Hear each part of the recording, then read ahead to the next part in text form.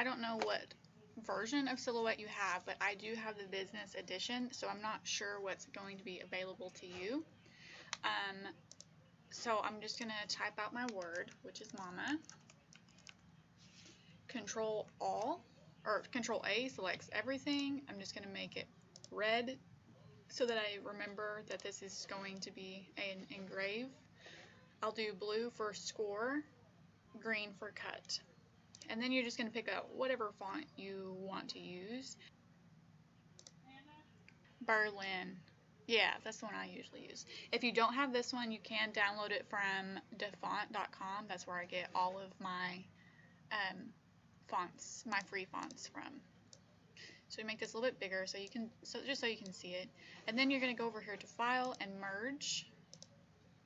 And you're going to pull in whatever file you want.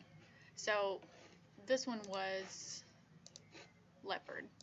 So what I'm going to do is I'm going to pull it right over here so I can see it. We're going to use this butterfly. That's going to create a trace pattern. Pretty much just going to make this transparent so that you won't have just a red box. This threshold is where you can make it more detailed or less detailed. And then you're going to select trace. Select the back and delete. I like to use this as a fill just so that I can see it a little bit better. And then this is actually going to be a cut. I apologize. So that's going to make it green. Okay. So you're going to want to try to figure out, you can go to Object, Rotate by 90. Then you can kind of just put it on there however you want. If you want to make it a little bit smaller. Remember that this is going to engrave on top of that green when you cut it out in the glowforge. So I think that this is probably pretty good. Maybe just a tad smaller. Yeah.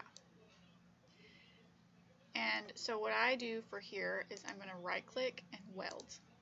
That's going to allow us to do the whole thing at once.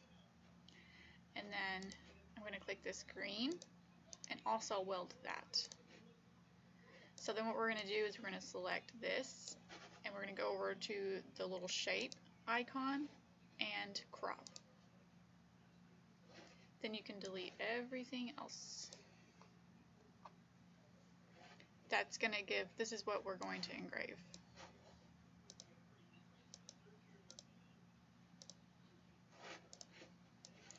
Select everything, Control G, we'll group it. And we should have went ahead and duplicated that mama, but since we didn't, it's okay. I'm going to do that real quick.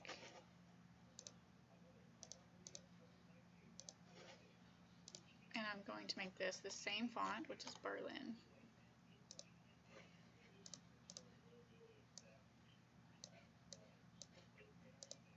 This is, let's make this 5. I'll make this 5 as well. And then you can select both, and this little icon will center them. Right click, send back, and that's going to cut out the letters, and then it's also going to engrave on them. So what we also want to do is duplicate that mama. Bring it down. Now, on some of these keychains, I will engrave the children's names, but for this video, we're just going to do mama. So I clicked this, and then we're going to go over to this little star, which is going to give us an offset. You're going to click offset, and I want to make this a little bit bigger just so that the keychain is a little more sturdy. So I'm just going to click over here. You can do this however you want, whatever width you want from the letters. That's perfect.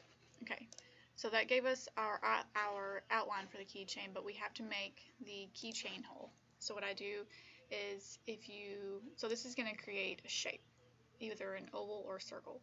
If you hold down shift, it does a perfect circle. And then, so see how it went back? It's because I let off shift a little too soon. And then I'm going to create another one about that size. These are going to be different per keychain. So I'm going to select both of those and I'm going to center them.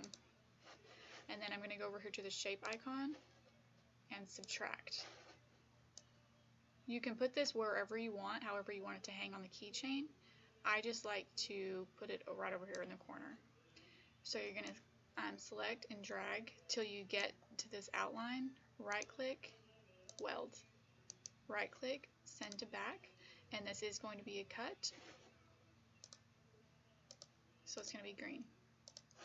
You're going to want the inside to be blue, so we're going to make it transparent, the center and the outline to be blue, so that our machine recognizes that we want this to score instead of engrave. That's just so that we know exactly where to place these whenever they come out. So I'm just going to Control G to group that, and then we're ready to save. So then you're going to click File, Save As, Save to Hard Drive,